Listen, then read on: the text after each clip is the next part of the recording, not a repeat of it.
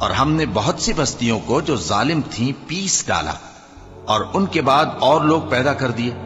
جب انہوں نے ہمارے عذاب کو دیکھا تو لگے اس سے بھاگنے۔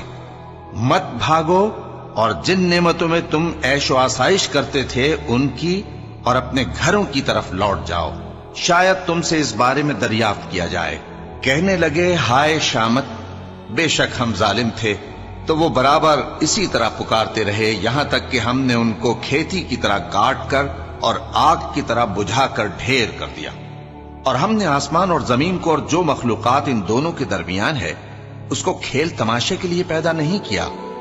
اگر ہم چاہتے کہ کھیل کی چیزیں بنائیں تو اگر ہم کو کرنا ہی ہوتا تو ہم اپنے پاس سے بنا لیتے، نہیں، بلکہ ہم سچ کو جھوٹ پر کھینچ مارتے ہیں تو وہ اس کا سر توڑ دیتا ہے اور جھوٹ اسی وقت نابود ہو جاتا ہے۔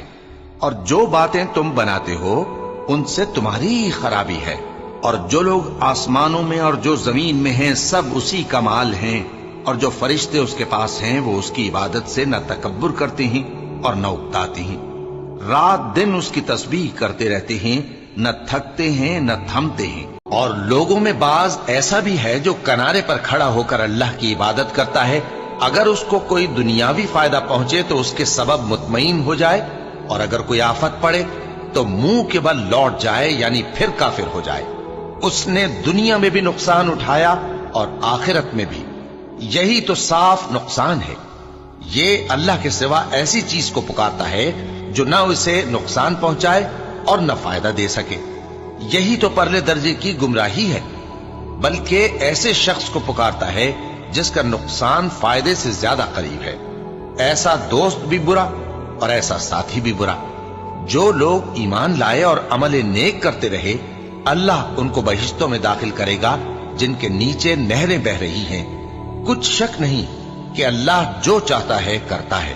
جو شخص یہ گمان کرتا ہو کہ اللہ اس کو دنیا اور آخرت میں مدد نہیں دے گا تو اس کو چاہیے کہ اوپر کی طرف یعنی اپنے گھر کی چھت میں ایک رسی باندھے، پھر اس سے اپنا گلا گھونٹ لے، پھر دیکھے کہ آیا یہ تدبیر اس کے غصے کو دور کر دیتی ہے۔ اور اسی طرح ہم نے اس قرآن کو اتارا جس کی تمام باتیں کھلی ہوئی ہیں، اور یہ یاد رکھو کہ اللہ جس کو چاہتا ہے ہدایت دیتا ہے۔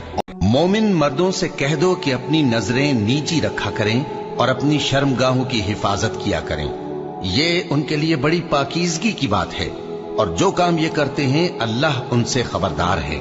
اور مومن عورتوں سے کہہ دو کہ وہ بھی اپنی نگاہیں نیچی رکھا کریں اور اپنی شرمگاہوں کی حفاظت کیا کریں، اور اپنی آرائش یعنی زیور کے مقامات کو ظاہر نہ ہونے دیا کریں مگر جو اس میں سے کھلا رہتا ہو، اور اپنے سینوں پر اوڑھنیاں اوڑھے رہا کریں، اور اپنے خاوند اور باپ اور خسر اور بیٹوں اور خاوند کے بیٹوں اور بھائیوں اور بھتیجوں اور بھانجوں اور اپنی جیسی مومن عورتوں اور لونڈی غلاموں کے سوا نیز ان خدام کے جو عورتوں کی خواہش نہ رکھیں، یا ایسے لڑکوں کے جو عورتوں کے پردے کی چیزوں سے واقف نہ ہوں۔ غرض ان لوگوں کے سوا کسی پر اپنی زینت اور سنگھار کے مقامات کو ظاہر نہ ہونے دیں، اور اپنے پاؤں ایسے طور سے زمین پر نہ ماریں کہ جھنکار کانوں میں پہنچے اور ان کا پوشیدہ زیور معلوم ہو جائے۔